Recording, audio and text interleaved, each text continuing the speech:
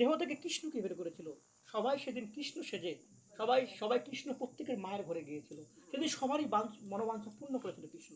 আমরা যদি বলি ভগবান যদি একদিন আমার ছেলে হতো, ভগবানকে আমি খাওয়াতে পারতাম, তো ভগবান কোন রূপে কার দরজায় আসবে বলা মুশকিল।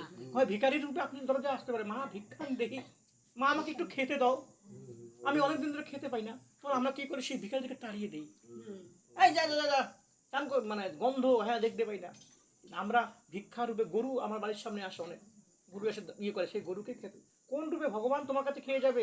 ভগবান সবসময় ময়ূরের পালক নিয়ে বাঁশি বাজাতে বাজাতে আসবে না গো। ভগবান যে শঙ্খ গদ্র চক্র নিয়ে আসবে না। শঙ্খ চক্র নিয়ে যখন রাস্তা দিয়ে ঢুকবে মানুষ তো কি আসছে এটা, তা সেই ভগবান মানুষের বাড়িতে আসতে গেলে মানুষের রূপেই ভগবান আসবে, পশু রূপে আসবে।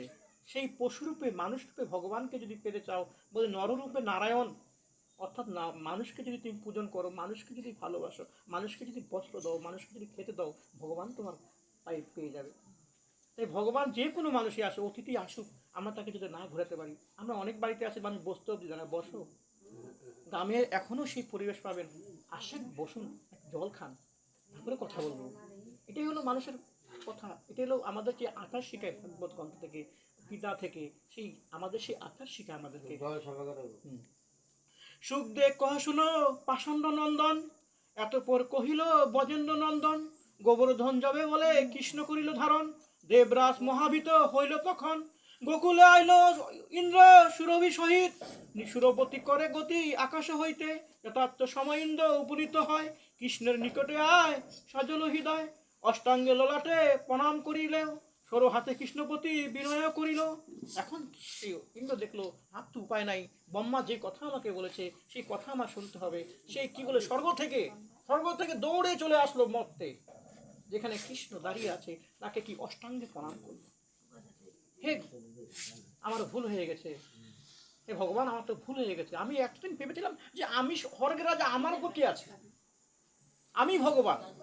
যেরকম মানুষের কিছু টাকা হলে, মানুষের কিছু অর্থ হলে মানুষ একদম অহংকার ফেটে পড়ে, আরে আমার কে আছে, আমার কে কিছু করতে পারে, আমাকে কে বলতে পারে, আমার যে টাকা আছে তোমাকে ঢাইকা রাখবো, বিভিন্ন ধরনের কথা হয়। যতদিন টাকা থাকবে, টাকা মানুষকে সবসময় থাকে না, টাকা লোক দেখে থাকে। টাকা যখন ঠিক টাইম মতো টাকা চলে যাবে, তখন তুমি ভিখারি হয়ে যাবে। আর শরীরের বলও সবসময় থাকে না। আজকে তোমার শরীরের বল আছে, 5 জনকে তুমি হারাতে পারবে, পরের দিনকে তোমাকে ধাক্কা মারে তুমি পড়ে যাবে। তো ভগবান আমাদের শরীরের বল দিয়েছে, টাকা দিয়েছে, সেই সময় যদি আমরা ভগবানের নাম না করতে পারি, যখন বিছনায় শুয়ে থাকবো, হাঁটতে পারবো না, চলতে পারবো না, চোখ দিয়ে ঠিক মতো তাকাতে পারবো না, তখন যদি হরিনাম করি, তখন ভগবান তো বলবো আমি তোমাকে সব দিয়েছিলাম, যখন তোমাকে শরীরে বল দিয়েছিলাম, তোমাকে অর্থ দিয়েছিলাম, তোমাকে শিক্ষা দিয়েছিলাম, তখন তুমি আমার নাম করো নেই। আজকে বিপদে পড়ে আমার নাম করতেছো, আজকে তুমি জরাজীর্ণ অবস্থায় আমার নাম করছো। সেদিন তুমি অহংকারে আমার ভগবান হিসেবে মানো নেই, নিজেকে ভগবান প্রতিষ্ঠিত করতে চেয়েছিলে, যে এই এলাকার মধ্যে আমি শ্রেষ্ঠ। যেদিন নিজেকে শ্রেষ্ঠ মনে করবে, সেদিন তো তোমার পতন শুরু হবেই। অহংকারে তো পতন হয় মানুষের। তাই ইন্দ্র সেই অহংকারের জন্য, ইন্দ্র সেই স্বর্গ থেকে দৌড়ে এসেছিল সেই অষ্টাঙ্গে প্রণাম করতে, সেই শিশুকে, যে শিশুকে তুচ্ছ করেছিল। মাথার কিরতি কৃষ্ণের চরণ, মহাভীত হইল ইন্দ্র তো আপন, কবে সুতি সচিপতি করিয়া প্রণামিত, ক্ষমা দোষ ত্যাজ রোষ কহ বিশ্বনাথ, অপরাধ ক্ষমা করো ও নারায়ণ, বিশুদ্ধ পরমাত্মা করো পরকারণ, সর্বভোগ প্রার্থনা সর্ব। হে বলছে, হে নারায়ণ তুমি আমাকে ক্ষমা করো, তুমি আমাকে অপরাধ মার্জনা করো, হে নারায়ণ, হে বিশ্বনাথ, বিভিন্ন নামে সেই কৃষ্ণকে আমাকে ক্ষমা করো।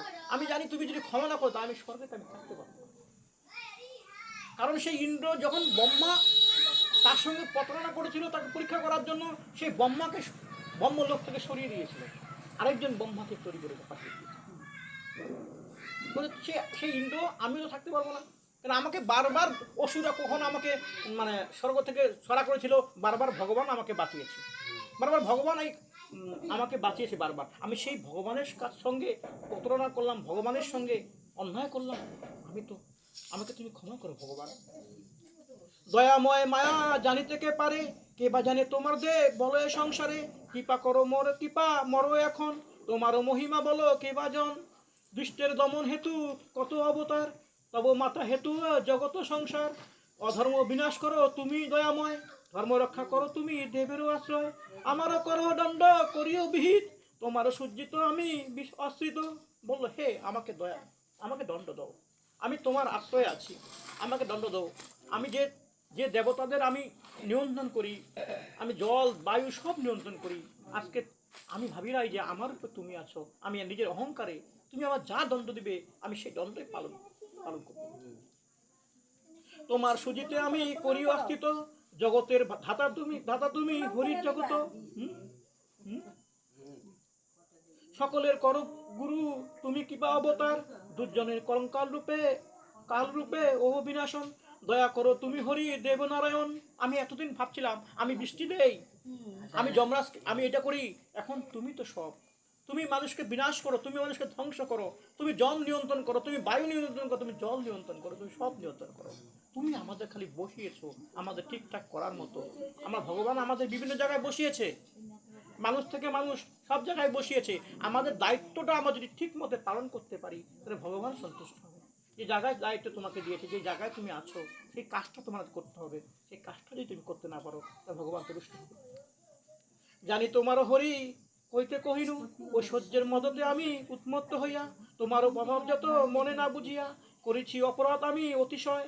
এখনো রাহু মোরে কর দয়াময়, তব পথ পাদ্য বিনা নাহি মোরে গতি। এখনো প্রসন্ন তুমি যদুপতি।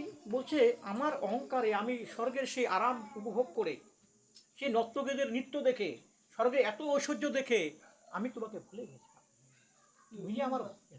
তুমি যে আমার ভগবান, তুমি যে আমাকে এখানে বসিয়েছো, আমি ভুলে গেছিলাম তোমাকে। আজকে সেই ভুলের খাসত আমি তোমার প্রতি প্রতিশোধ নিতে চেয়েছিলাম। আজকে আমি আমার নিজের প্রতিশোধ আমি নিজেই করে গিয়েছি। আর যে না ভাবি ভুলি রাঙ্গাচরণ, কৃপানা করি মনে মানুষ মরঞ্জন। ছবিতে অবনীতার সব অবতার, সাধুজনে রক্ষা করো অসুরের সংহার। বলো তুমি, আমি তো জীবনে আর তোমার নাম আমি যেতে না বলতে পারি।